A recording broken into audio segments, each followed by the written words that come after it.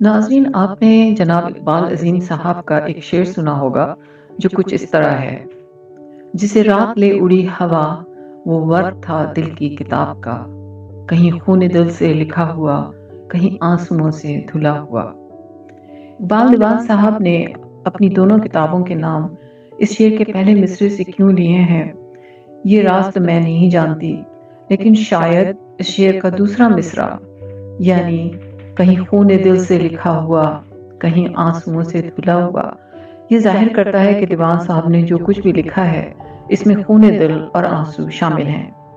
آج میں آپ کا تعارف اقبال دیوان صاحب کی آنٹی ایم یعنی جناب عطیہ موجود صاحبہ سے کروانے کی جسارت کر رہی ہوں، اور یہ تعارف میں نے دیوان صاحب کی کتاب جسے رات لے اڑی ہوا سے لیا ہے۔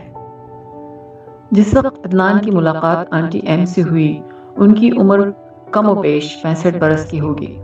کراچی کے انتہائی پوش علاقے میں بڑے سے گھر میں رہتی تھیں، جس کے لان میں پرانے درخت سارے علاقے کے سب سے پرانے درخت تھے۔ ان کا گھر وہ واحد گھر تھا جس کا دروازہ گھنٹی بجانے پر گھر ہی کا کوئی فرد کھولتا تھا۔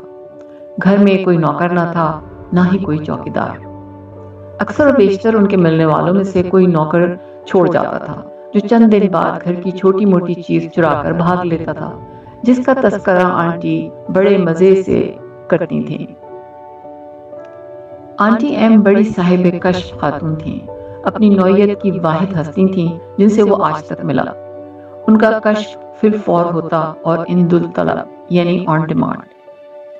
کئی ایسی ہستیاں ہوتی ہیں جن پر پوشیدہ آنے والے حالات رضائے الہی سے ظاہر ہو جاتے ہیں، مگر اس بارے میں وہ وقت کی مہلت مانگتے ہیں۔ اہل تصوف کے ہاں یہ کرامات کے دائرے میں آتا ہے، مگر ان پر اللہ سبحانہ وتعالیٰ کی یہ عنایت تھی کہ ادھر آپ نے ان سے اپنا سوال پوچھا، ادھر وہ آپ کا اور آپ کی والدہ کا نام پوچھتی اور مراقبے میں زور سے اللہ الصمد کا اسم صفات پڑھ کر آپ پر احوال ظاہر کرنے لگ جاتی تھیں۔ ایسا بہت کم ہوتا تھا کہ ان کی بتائی ہوئی بات یا انکشاف غلط ثابت ہو۔ آنٹی ہم کہتی تھیں کہ وہ جو کچھ کرتی ہیں وہ محض رضائے الہی سے ہوتا ہے۔ اصلی کارنامہ یہ ہے کہ ان کی بات سے دین کی پابندی آسان ہو جائے۔ ناظرین، جیسا کہ میں نے پہلے بتایا تھا، اقبال دیوان صاحب ایک سول سرونٹ تھے اور ان کے پاس مختلف لوگ آتے جاتے رہتے تھے۔ ایک مرتبہ آنٹی ایم کے پاس قدرت اللہ شہاب صاحب اپنے صدر محترم یعنی صدر ایوب خان کی درخواست پر ان سے خصوصی طور پر ایک خفیہ رپورٹ کی تصدیق کے لیے حاضر ہوئے۔ ممتاز مفتی صاحب کی کتاب الگ نگری میں جو 19واں باب ہے وہ آنٹی ایمز کے بارے میں ہے، مگر یہ تذکرہ کچھ سرسری سا ہے۔ خفیہ رپورٹ ذرا پریشان کن تھی۔ اس میں ایک قاتلانہ سازش کے ابتدائی خد و خال وضع کیے گئے تھے۔ قاتلوں کی نشاندہی نہ کی گئی تھی، نہ ہی سازش کے مقام کا تعین تھا۔ آنٹی کا خیال تھا کہ شہاب صاحب شاید صدر کی ایما پر یہ رپورٹ لے کر آئے تھے۔ تب آنٹی بات آئلینڈ پر ایک چھوٹے سے فلیٹ میں رہتی تھیں۔ صدر ایوب اس رپورٹ پر کچھ پریشان تھے۔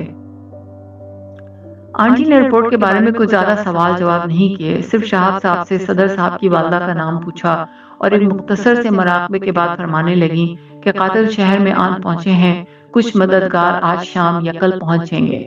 ان قاتلوں میں پنڈی سے 4 بڑے فوجی افسران کی بیگمات شامل ہیں جنہیں صدر صاحب کی بیگم صاحبہ نے کھانے پر بلایا ہے، اور وہ انہیں زہر دینے کے ارادے سے آ رہی ہیں، اور وہ یہ بات اپنے سٹون ہیڈڈ اردو ترجمہ غالباً دماغ میں بھس بھرا ہوا ہوگا سٹون ہیڈڈ صدر کو بتا دیں۔ آنٹی ایم کے ڈرائنگ روم میں ایک تصویر لگی ہوئی تھی۔ یہ بابا تاج الدین جو ہندوستان کے شہر ناگپور میں رہتے تھے اور جن کا سلسلہ یہاں پاکستان میں حضرت سہین شاہ تاجی کی وجہ سے شہرت پایا، ان کی تھی۔ اگر آپ اہل دل سے ہوں تو اس تصویر کو گھنٹوں دیکھنے پر بھی دل نہیں بھرتا تھا۔ یہ تصویر ان کے پاس ایک عجیب طریقے سے پہنچی تھی۔ وہ بتاتی تھی کہ ایک شام ایک کالے بھجنگ دبلے پتلے منحنی سے حضرت ان کا گھر ڈھونڈتے ہوئے پہنچ گئے۔ بغیر ٹائی کا سوٹ پہن رکھا تھا اور انگریزی بولتے تھے، اور حیدرآباد دکن سے تشریف لائے تھے۔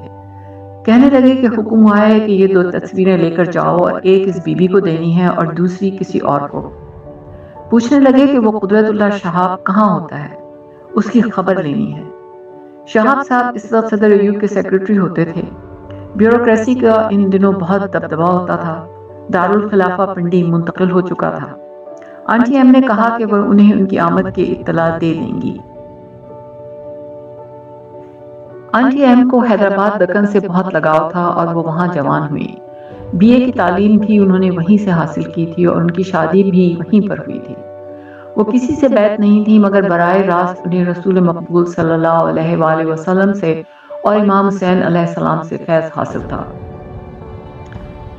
اس کے بعد آنٹی ایم دروغہ جی اور شیخ الہند شیخ محمود الحسن جو دارالعلوم دیوبند کے پہلے شاگرد تھے اور انگریزوں کی مخالفت کے باعث اٹلی کے پاس مالٹا کے ایک جزیرے میں قید ہوئے تھے، ان سے تربیت حاصل کی تھی۔ دروغہ جی حیدرآباد کے شاہی محلات کے باغبان تھے اور اس پر دروغہ جی کہلاتے تھے۔ عدنان نے جب آنٹی ایم سے اپنی روحانی تربیت کرنے کی درخواست کی تو وہ کہنے لگیں کہ وہ ایک خاتون ہونے کے ناطے سے اس سے معذور ہیں، بلکہ ان کا معاملہ کچھ یوں ہے کہ ایک خواب میں انہیں بتا دیا گیا ہے کہ ان کا سلسلہ ان کے بعد پاکستان سے کہیں افغانستان کے راستے آگے منتقل ہو جائے گا۔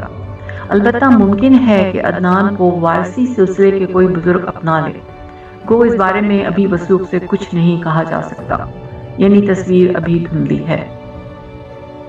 آنٹی ایم کی اس پیشن گوئی کے بارے میں عدنان کچھ سرگرداں تھا کہ ایک دن ایک بڑے سے دفتر کے ایک چھوٹے سے کمرے میں بیٹھا تھا کہ ایک دفتری ساتھی نے اطلاع دی کہ مشہور زمانہ قوالی سر لا مکان سے طلب ہوئی، سوئے منتہا وہ چلے نبی، کوئی حد ہے ان کے عروج کی، کہ خالق حضرت عنبر شاہ وارثی تشریف لائے ہیں۔ مشہور قوال برادران غلام فرید مقبول صابری نے اسے گا کر امر کر دیا ہے۔ دفتری ساتھی انہیں عدنان کے دفتر میں لے آیا۔ وارثی صاحب اب بہت بوڑھے ہو چکے تھے پر صحت اب بھی اچھی تھی، آنکھوں میں بڑی چمک تھی۔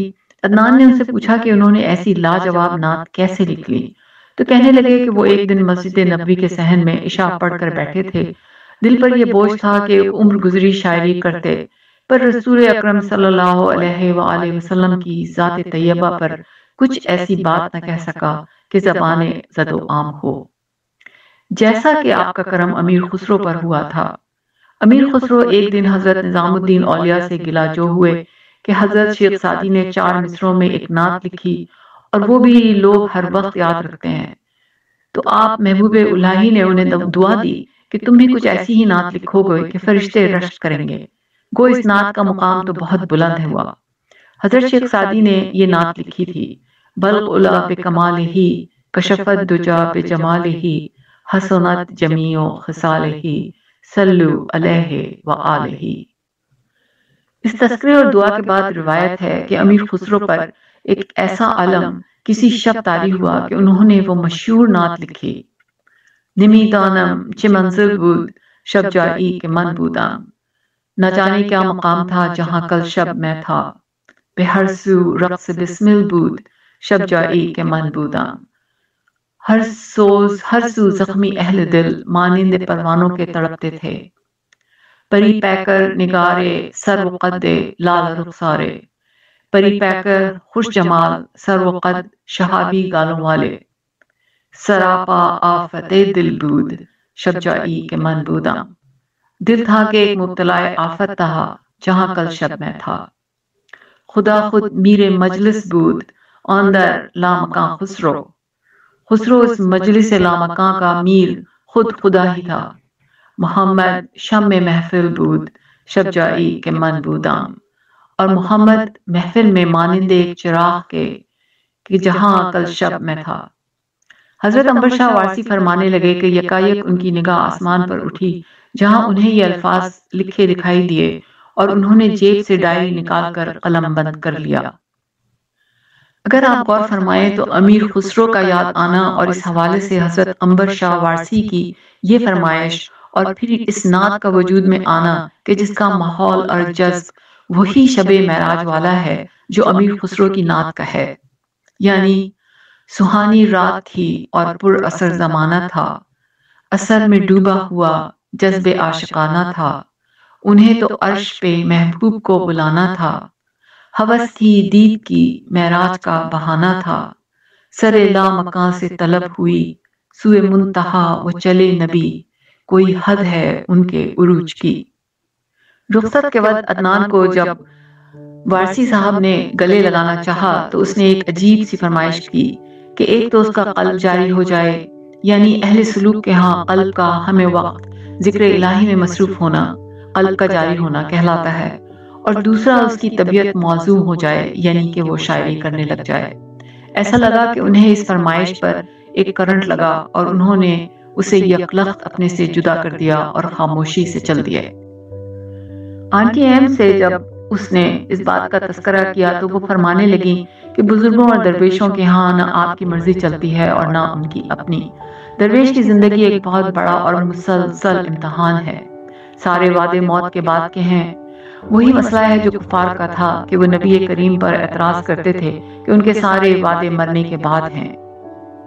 اس نے جب یہ جاننا چاہا کہ یہ بزرگی ہے کیا، یہ تصوف یا کرامات کسے کہتے ہیں، تو آنٹی ایم کہنے لگیں کہ کرامات کو اس سوال سے علیحدہ کر دیجئے، وہ تو عنایت الہی کی بات ہے اور اپنے کنٹرول سے بالکل باہر ہوتی ہے۔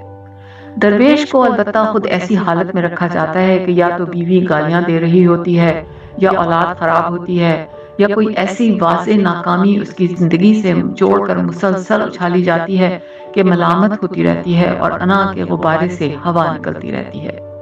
اور پھر کرامات کا بڑا تعلق مشاہدے سے ہوتا ہے، جو بعض دفعہ مجاہدے کو شرف قبولیت مل جائے تو مشاہدہ تیز ہو جاتا ہے۔ ناظرین، اس دفعہ اتنا ہی۔ آئندہ میں اس تعارف کو جاری رکھوں گی، یعنی آنٹی ایم کا تعارف اقبال دیوان صاحب کی کتاب جسے رات لے اڑی ہوا سے۔ انشاءاللہ پھر ملاقات ہوگی۔ خدا حافظ۔